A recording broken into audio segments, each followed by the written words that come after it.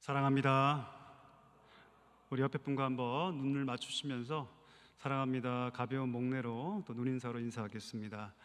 오늘 각 가정에 또 하나님의 은혜를 사모하여 나오신 우리 충현의 모든 성도들에게 하나님의 은혜가 충만하게 임하기를 간절히 소망합니다.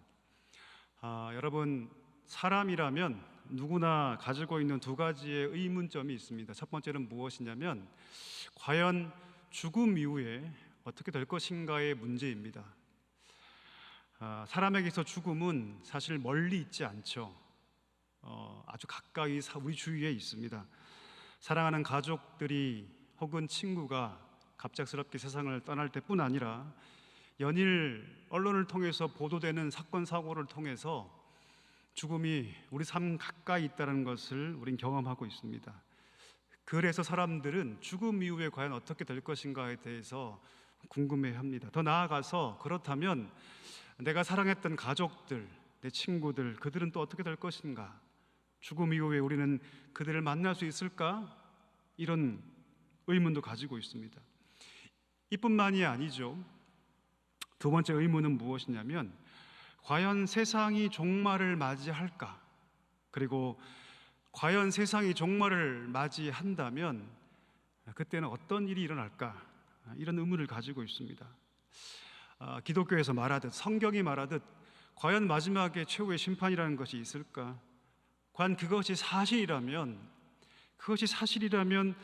어떻게 준비해야 할까? 혹은 어떻게 살아가야 할까? 이런 고민들을 가지고 있습니다. 여러분, 이 두 질문은 오늘 본문의 대상이 됐던 데살로니가 교인들이 가지고 있던 질문이기도 했습니다. 여러분, 그들은 주의 날에 대해서 큰 관심을 가지고 있었죠. 이 주의 날은 어떤 날입니까?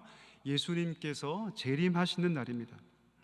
그들은 주님의 재림에 대해서 강렬한 소망과 열망을 가지고 있었고, 이 재림 신앙은 그들의 신앙의 가장 핵심 중의 핵심이었습니다. 주의 다시 오심을 사모했던 이 신앙은 그들의 신앙의 근간이었고 그들의 신앙에 아주 긍정적인 영향을 미쳤습니다. 예수님이 뭐라 말씀하셨죠? 내가 곧 오겠다. 내가 곧 오겠다. 그 말씀하신 그대로 곧 머지않아 예수님께서 우리를 찾아오실 것이다 라고 그들은 믿었고, 그렇게 주님의 다시 오심을 열망하고 사모하며 그 어떤 것보다 다시 오실 주님을 기다리며 신앙을 그 인생의 가장 중요한 목표로 삼고 그 삶에 매진했던 것입니다. 재림을 사모했던 이 교회, 여러분, 우리는 어떻습니까? 여러분들은 주님의 다시 오심을 열망하고 계십니까? 사모하고 계십니까? 이 데살로니가 교회는 그렇게 주님의 오심을 사모하며 또 어떻게 주님이 오실지에 대해서도 잘 알고 있었습니다. 본문 1, 2절 한번 같이 한번 볼까요? 1, 2절 보니까 바울이 이렇게 얘기하죠. 형제들아, 때와 시기에 관하여는 너에게 쓸 것이 없음은 주의 날이 도둑같이 이룰 줄을 너희 자신이 자세히 알기 때문이라고 쓰고 있습니다. 데살로니가 교인들은 주의 날이 반드시 임하게 될 건데 그 날의 성격이 어떠한지 잘 알고 있었습니다. 다시 말해 주의 날이 도둑같이 우리 가운데 임하게 될 것을 그들은 너무너무 잘 알고 있었습니다. 여기서 밤이란 단어가 나오는데요, 이 밤이란 단어는 이중적인 의미를 가지는데, 첫 번째는 온 세상의 죄악이 간영해서 도무지 빛을 찾을 수 없는 그런 죄로 말미암은 어둠의 시대를 뜻합니다. 다시 말해서 노아의 때와 같이 세상의 죄악이 관영한 바로 그때 하나님께서, 예수님께서 이 땅 가운데 심판주로 재림하실 것이다 라는 뜻이죠.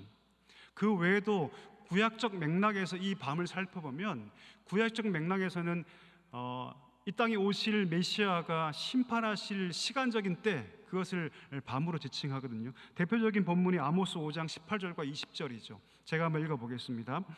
화 있을진저 여호와의 날을 사모하는 자여, 너희가 여호와의 날을 사모하느냐? 그날은 어둠이요 빛이 아니라. 정리를 하면 온 세상이 죄로 말미암아 가득 찰 때 도둑처럼 우리 주님께서 심판하기 위해서 이 땅 가운데 임하게 될 것이며, 그날은 크고 두려운 여호와의 날이 될 것이다, 이렇게 말하고 있습니다. 마치 오늘 본문에 나오는 예처럼 임신한 여인에게 갑자기 고통이 찾아온 것 같이 그렇게 주의 날이 임하게 될 것이며 어느 누구도 그것에 피하지 못할 것이다. 이 사실을 데살로니가 교회 교인들은 너무나도 잘 알고 있었다는 말입니다. 참 좋은 신앙이죠. 그렇죠, 여러분? 자, 그런데 문제는 무엇이냐면 그렇게 도둑같이 갑자기 임할 그 주의 날에 대한 반응이 그 교회 성도들 가운데 몇몇은 아주 잘못된 방향으로 나아갔다는 데 있었습니다. 어떤 사람들은 그 주의 날이 당장 그들의 인생 가운데 당장 이루어질 것이라고 생각한 나머지 자기들의 일상적인 모든 삶들을 다 내팽개쳐 버리고 심지어는 자신들이 마땅히 감당해야 할 일, 자기의 생업조차 하지 않는 그런 모습도 보이기도 했습니다. 또 어떤 사람들은 하나님께서 허락하신 그 구원의 견고함을 잃어버리고 지나치게 자기 자신을 비하해서 만약 내가 주님이 다시 오시는 그날 잘 준비되지 못해서 만에 하나 내가 내 준비가 부족해서 구원에 배제돼 버리면 어떡할까? 구원에 빠져버리면 어떡할까? 아주 심각한 염려와 걱정에 빠지기도 했던 것입니다. 여러분, 바울은 이런 교회의 상황을요 너무너무 잘 알고 있었습니다.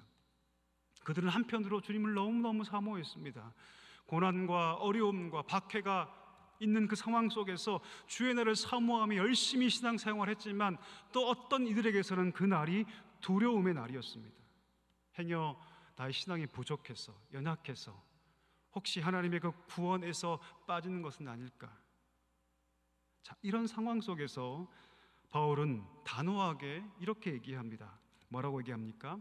형제들아, 주의 날이 그 날이 너희에게 도둑같이 임하지 못할 것이다.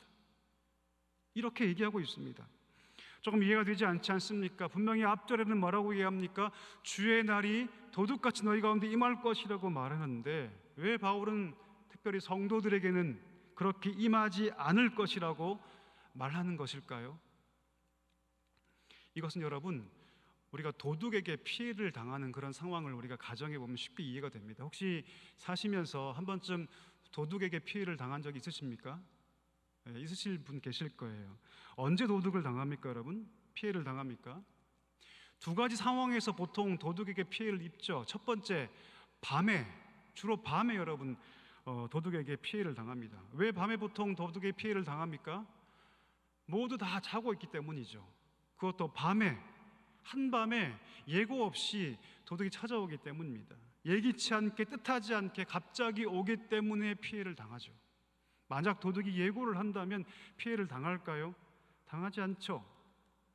더군다나 밤은 자신을 위장하고 자신을 숨기는 데 아주 적합한 환경입니다. 설령 내 신분이 드러나도 밤에는 그 도둑의 실체를 알 수가 없습니다. 그리고 대부분 다 자기 때문에 침입하기가 쉽습니다. 이런 상황이 있죠. 두 번째 어떤 상황입니까? 주인이 잠들어 있을 때. 주인이 잠들어 있을 때. 만약 밤이라고 해도 불이 켜져 있거나 인기척이 있거나 혹은 주인이 깨어 있다면 아무리 도둑이라도 결코 침입할 수가 없습니다. 자, 첫 번째 제가 말한 것은 때와 시기에 관한 얘기를 제가 말씀드리는 건데요. 신앙적 관점에서 이 모든 사건을 해석할 때 여러분 때와 시기는 우리가 어떻게 할 수 없는 부분입니다. 이 부분을 여러분 잘 아실 거예요. 왜 그렇습니까? 예수님께서도 주님이 다시 오시는 그 재림의 때에 대해서는 하나님 아버지께서 그것을 아신다고 못 박으셨기 때문입니다. 따라서 여러분 우리 신앙생활에 있어서 주께서 다시 오시는 그 때와 시기에 대해서 창념하기 시작하면, 그것을 임의로 결정하기 시작하면 아주 심각한 문제가 발생하기 시작하죠. 때와 시기를 임의로 결정하고 거기에 빠지는 사람들 우리가 보통 뭐라고 얘기합니까? 종말론자라고 얘기하죠. 그렇죠? 시한부 종말론자. 여러분 다미선교회라고 들어보셨습니까? 그렇죠. 그들이 성경을 곡해하고 왜곡하고 잘못 해석해서 결국 이 때와 시기를 스스로 한정시켜 버렸고 심각한 문제가 발생했다는 것을 우리는 이미 잘 알고 있습니다. 때와 시기는 여러분 성도들이 어떻게 알 수 있는 것이 아니죠. 결코 알 수 없습니다. 오늘 본문도 그 얘기를 하고 있지 않습니까? 도둑같이 임한다고. 때를 정해놓고 미리 고지에 우리 가운데 임하는 것이 아니라 그것은 하나님의 주권에 있다. 때와 시기는 성도가 결코 알 수 없지만, 그러나 두 번째 거, 그건 무엇입니까? 깨어있는 것은 성도가 할 수 있습니다. 때와 시기를 결정하는 것은 우리가 결코 할 수 없는 것이지만, 뭐는 할 수 있다고 여러분? 깨어있는 것은 우리가 할 수 있습니다. 깨어있기만 하면 아무리 기습적으로 하나님의 그 재림이 우리 가운데 주어진다 하더라도 알 수 있고 볼 수 있고 깨달을 수 있다는 말입니다. 바울은 여기서 한 걸음 더 나아가죠. 그렇다면 그렇게 성도가 깨어있을 수 있는 근거가 과연 무엇이냐? 그 근본적인 이유가 무엇인가를 오늘 본문 5절에서 설명하는데요, 우리 5절 한번 볼까요? 성도가 근본적으로 주의 날 앞에서 깨어 있을 수 있는 근본적인 이유가 무엇이라고 얘기하고 있습니까? 우리가 누구기 때문에? 우리가 빛의 아들이고 낮의 아들이기 때문이라고 얘기하고 있습니다. 여기서 여러분, 빛과 낮이라는 말은 사실은 이 중복해서 쓰는 단어고, 그 의미를 깊이 하기 위해서 반복해 쓰는 단어, 다시 말하면 같은 의미의 단어입니다. 빛과 낮. 뭐의 반대말입니까? 어둠과 밤의 반대말이죠. 멋멋의 아들이라는 표현은 우리가 이해하기 쉬운 단어로 바꾸면 어디에 속한 자, 어디에 속한 자라는 말로 우리가 바꿀 수 있습니다. 쉽게 말하면 빛에 속하고 낮에 속한 자들, 누가요? 성도가. 빛에 속하고 낮에 속한 자들, 이렇게 우리가 바꿀 수 있는데요, 그러면 한 가지 더 질문을 해야 합니다. 이 빛이 누구이십니까? 누구이시죠? 요한복음 1장 8절에 보니까 그 답이 명확하게 나와 있죠. 제가 읽어보겠습니다. 참빛 곧 세상에 와서 각 사람에게 비추는 빛이 있었으니 그가 바로 예수 그리스도이시다. 따라서 여러분, 빛의 아들은 누구입니까? 참 빛 대신 예수 그리스도 안에 속한 자들입니다. 참 빛 대신 그리스도 안에 속해서 그 빛을 닮은 자들, 닮아가는 자들, 성화되어 나아가는 자들, 이들이 누굽니까? 빛의 아들, 낮의 아들입니다. 과거에 우리 존재는 어디 있었습니까? 밤에 있었죠. 밤을 닮아 있었죠. 밤에 있으면 우리가 무엇합니까? 죄를 범하고 쾌락에 빠지고 마음대로 방종하고 살지 않습니까? 그렇게 우리는 과거에 밤에 속해 있어서 영적으로 잠들어 혹은 취해 있어서 죄가 무엇인지 알지 못하며 죄를 먹고 마시는 삶을 살고 결과적으로 고통 가운데 살았지만, 이제는 형용할 수 없는 그 하나님의 사랑과 그 은혜 안에서 하나님이 우리를 옮기셔서 어디로요? 빛의 자녀로, 빛의 나라로, 밤이 아니라 더 이상 낮으로 옮기셔서 우리가 깨어 있을 수 있다. 그렇게 오늘 바울은 얘기하고 있는 것입니다. 자, 그래서 여러분 6절에 이렇게 얘기하죠. 성도들이여 잠자지 말라. 성도들이여 깨어 있으라. 성도들이여 정신을 차리라. 이렇게 우리에게 얘기하고 있는 것입니다. 하나님을 알지 못하고 예수 그리스도의 그 은혜를 알지 못하는 밤의 아들들이 영적인 잠에 빠져서 죄를 먹고 마시는 것은 이해할 수 있다. 왜 그렇습니까? 그들은 밤에 속한 자이기 때문입니다. 어둠에 속한 자이기 때문이죠.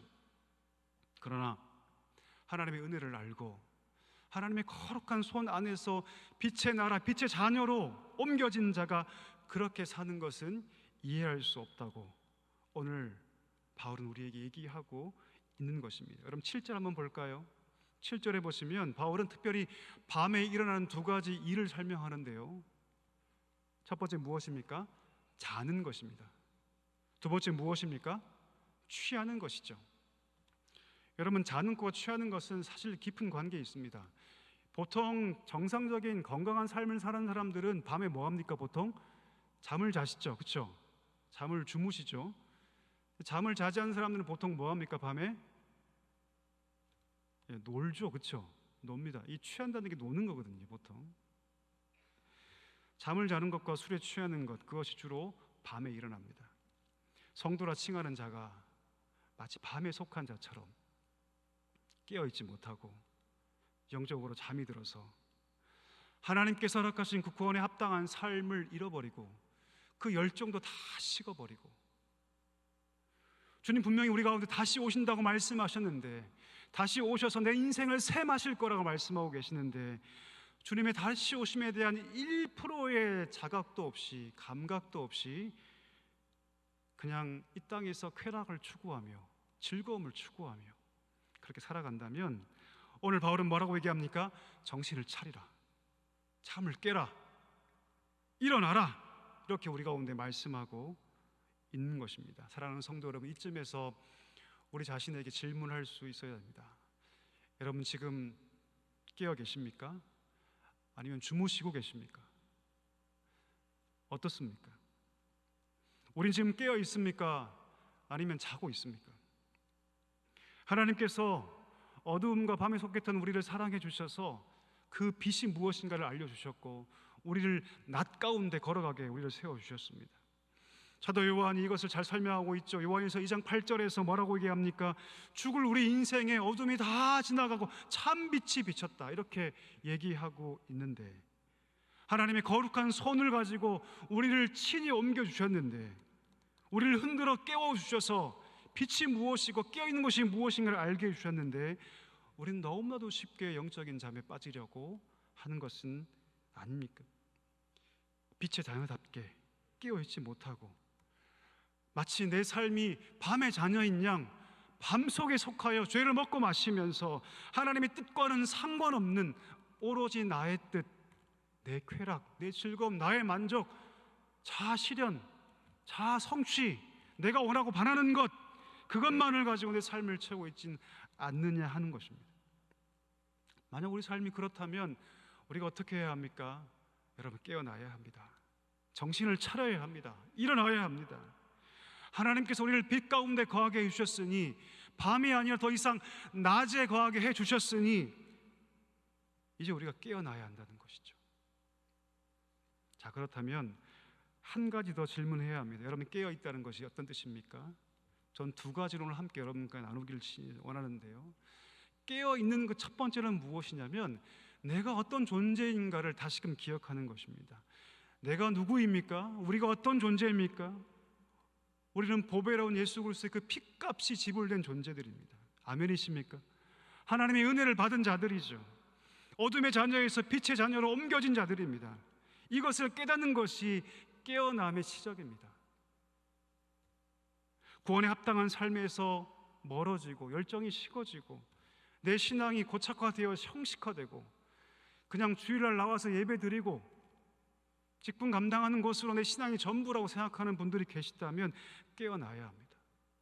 하나님께서는 오늘도 우리에게 영적인 기쁨을 주시고자 준비하고 계시는데, 내 삶 가운데 어떠한 영적인 기쁨과 즐거운 느낌이 없다면, 상황과 똑같이, 환경과 똑같이, 세상 사람들이 힘들 때 똑같이 힘들어하고 똑같이 아파하고 똑같이 억눌려 있다면 어떻게 우리가 참 신자라고 얘기할 수 있겠습니까? 그것은 빛의 자녀가 아니죠. 내 삶 가운데 하나님께서 주시고자 하시는 그 기쁨과 즐거움이 더 이상 보이지 않고 말라 있다면, 내 인생이 탕자와 같다면 아버지의 집을 기억하고 그 빛을 향해서 우리는 걸어가야 합니다. 유턴해야 합니다. 우리 인생의 빛의 근원이신 우리 주님께로, 참 빛의 근원이신 주님께로 돌아가야 합니다. 여러분, 이것이 깨어남의 시작입니다. 두 번째는 무엇이냐면, 깨어있다는 것은 어떤 것이냐면 사명을 기억하는 것입니다. 사명. 한번 생각해 볼까요? 저와 같은 청년 남자가 있습니다. 알람을 듣고 자리에서 일어나요.